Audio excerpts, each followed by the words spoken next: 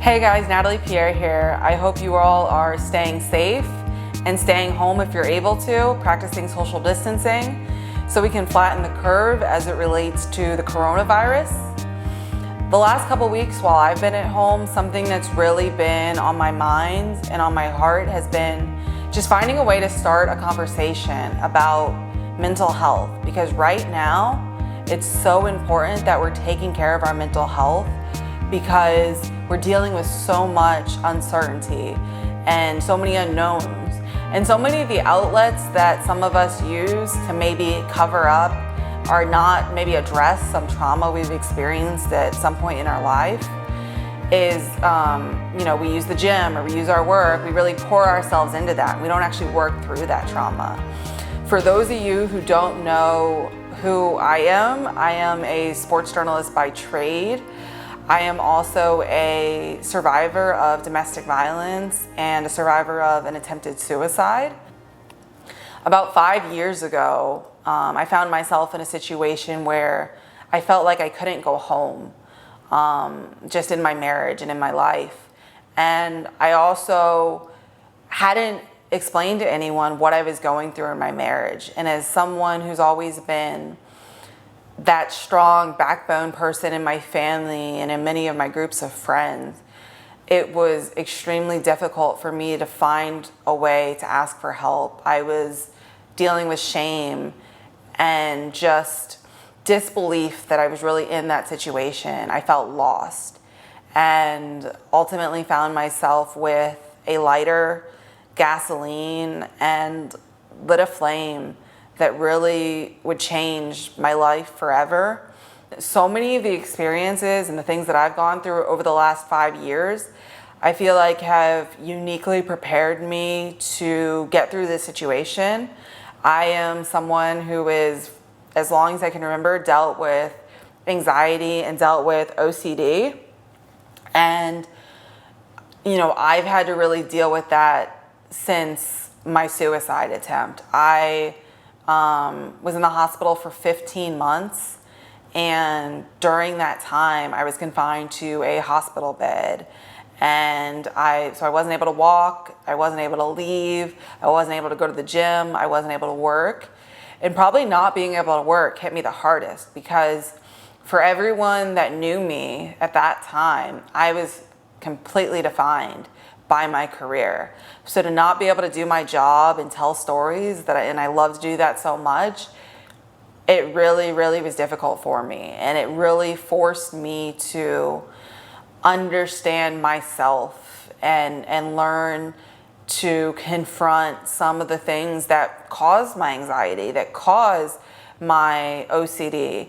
And it doesn't mean that I don't have them, but it means that I know how to better manage them. And so, as we go through, all of this uncertainty, some people don't know, when they're going to be able to go back to work, or where their next check is coming, or when their next check is coming, how they're going to pay their bills, when their kids are going back to school, how they're going to feed their kids. There's some really real tough stuff that people across the world are dealing with right now. And just understand that no matter if you're a person right now that doesn't know where your next meal is coming from, or if you're a person right now that has achieved all the success in the world and doesn't have to worry about money, we can all, with this uncertainty and the changes and the lack of outlets that we're used to, we can all be consumed by poor mental health right now. We can all find ourselves in depressive states, struggling with anxiety, if we don't make it a point to work on that. For me, what I was able to help with my anxiety was, number one, breathing, just breathing and taking time to just know that you don't have all the answers. I'm a control freak. I like to control everything. And so right now we don't know when this coronavirus, when these quarantines are going to end, but they will end.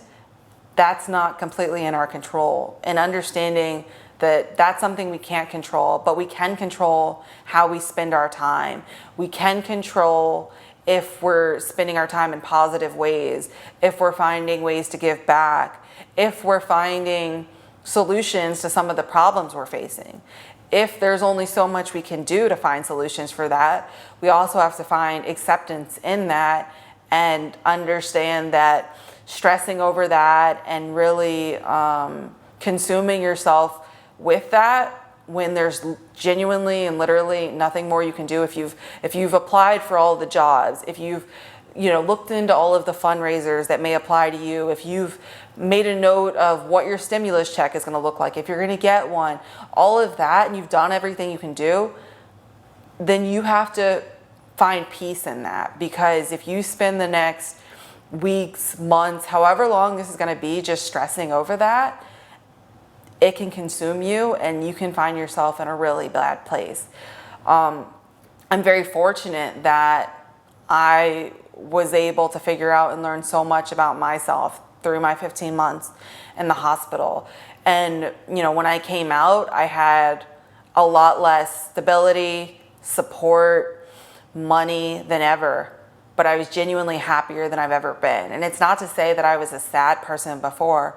For the most part, I was a really happy person, but my happiness also came from external things like my job and my friends and being able to do things. And when that's stripped away, what you're left with, it's important that you're able to be comfortable and happy with that.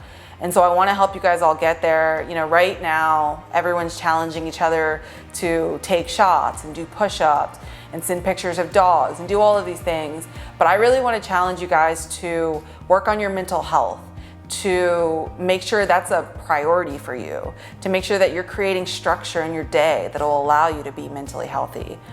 You're welcome to, and I would encourage you guys to DM me and email me if you have things that you're struggling with, that you think that maybe something I've experienced in my life that I can maybe talk you through or help you out with. If you're struggling with that, there's probably hundreds or thousands or maybe millions of people across the world that are maybe struggling with that exact same thing. I don't need to use your name or make you feel any sort of way, but I want to help.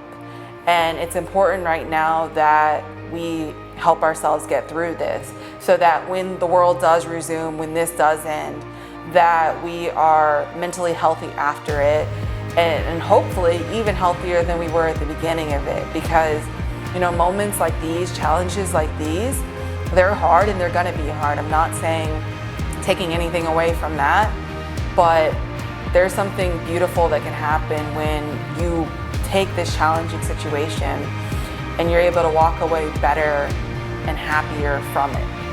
And so let's try to do that. My email is nataliepierre@npsportsmedia.com. I'm going to keep trying to shoot some of these videos and keep this conversation going because it's extremely important right now. So let's continue to talk about this. And in the meantime, let's practice social distancing. Let's flatten the curve. And again, if we're not doing essential jobs right now, let's make sure we're staying home. Take care, guys.